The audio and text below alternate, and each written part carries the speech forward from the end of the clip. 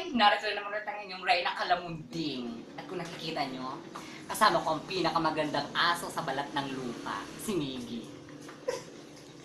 Hingal na hingal siya, iniinitan siya. Ano sabi mo?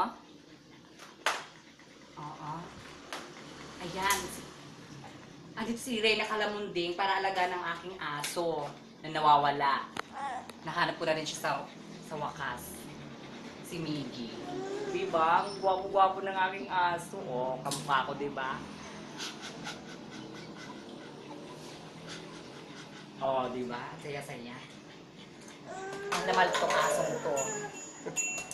Yung mga pinapanood nyo, may nakikita ba kayong kasama nilang aso? Aso kasing gwapo ni Miggy. Oh, diba? Nagmana lang si Miggy sa Diyosa. Ay, sa Diyosa. Sa Reyna Kalamunding. Ayan, tuloy kung ano nasasabi ko kasi ang dami-daming Diyos ang nagsisipaglabasan. Pati tuloy ako, nakalimutan ko pangalan ko, Reyna Kalamunding. Kawawa naman tuloy ang aking aso. Akala niya tuloy Diyos ako. Hindi niya alam ko si Reyna Kalamunding.